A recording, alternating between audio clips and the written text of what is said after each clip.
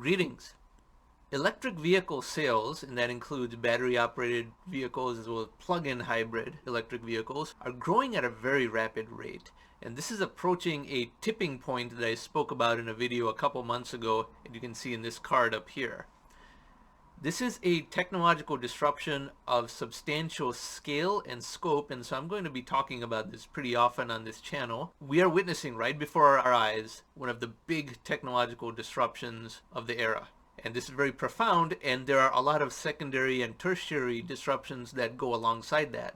So this is going to be a very frequently covered topic on this channel for sure. And to start off, we go to this article that I wrote in December of 2018. It was the Atom Award of the month of December 2018. And this will be in the description box below. I even tallied up some of the commercial vehicles and what their numbers are, at least in the United States, and how that was ultimately the catalyst for major adoption of electric vehicles across the spectrum and also worldwide. So if we go over here, I list out that the US has 800,000 police cars, 210,000 postal service vans, and a variety of other government vehicles. On top of that, private enterprises include 110,000 UPS vehicles, 60,000 FedEx vehicles, and perhaps over 300,000 pizza delivery vehicles. And once these transition to electric, then there's a big inflection point ahead of the early adopters buying Teslas and other $50,000 type cars. And since December 2018, a fair amount of this has happened.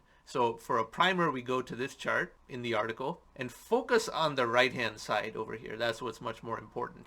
There are two exponential trends improving the cost effectiveness of batteries.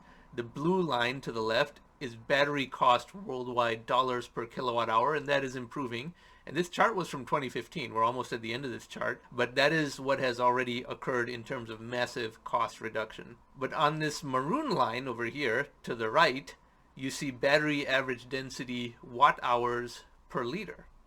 And that has risen 4x from 2008 to 2022 is a 4x increase from 100 to 400. That is profound because now the efficacy of the battery component of an electric vehicle, which was the most expensive component in relation to internal combustion engine cars, has dropped because of two exponential trends working in its favor.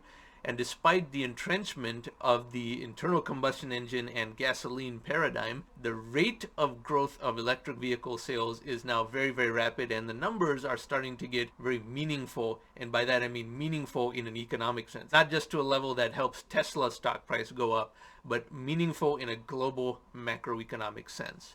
And to expand on that, so now we go to the Inside EV's website, and the headline for the July results is that global EV sales in July 2021 have almost doubled to 480,000. But what matters is percentage relative to all cars sold. And it turns out that worldwide, plug-in car market share, so that includes battery vehicles as well as plug-in hybrid vehicles, improved to 7.1%, most of which were battery electric vehicles. And to see the chart trends, we go to this image over here, so I click on that. So if you're not used to looking at charts in this data representation format, allow me to explain.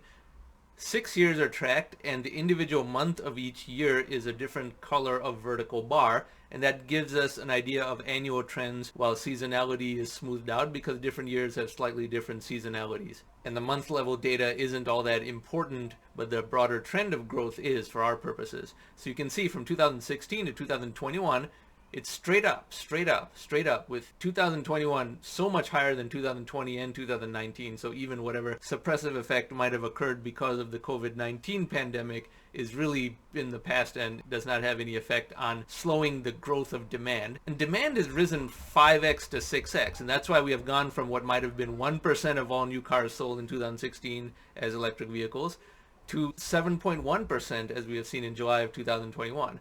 And this trend is continuing to manifest. And when the speed of displacement of an existing technology is this rapid, that is when you get a major disruptive effect. And when the new technology is replacing the old technology at this speed, that comprises a major and rapid technological disruption. It is a perfect example of low tech being replaced by high tech because the inherent rate of progress of electric vehicle technology is so much faster than the rate of improvement in internal combustion engine technology, just from the charts that we saw earlier. The improvement in battery density, battery longevity is just very, very fast. And we are very close to a tipping point at which the critical mass of EV sales completely disrupts all sorts of industries connected to the internal combustion engine, ranging from gas stations to repair shops to all kinds of other paradigms. And this is huge. This is one of the 2 or 3 largest technological disruptions underway in the world at this time. And that's why I cover it every month, even though there's some repetition month to month. The red bar representing this much growth over prior years shows that we are really, really going in a very exciting and rapid trajectory. Now, worldwide, we know the distribution is not very even. The vast majority of EV sales is in Europe and in Asia, and in the United States, California is in a different category than the other 49 states. 42% of all new EV sales are in California, even though California is only 9% of the US population. The interior of the US has very little in the way of EV sales because gasoline is inexpensive, the distances are large, and there's a lot of cultural rigidity and political resistance to EVs because a lot of those conservative type people still think electric vehicles are no better than they were in 2002, and they're wrong about that. I'm going to make a video at some point making fun of things that conservatives cling to the past about, but that's a topic for another time. But anyway, if you found this content to be informative and you would like to see more, I encourage you to subscribe to this channel, and thank you very much for watching.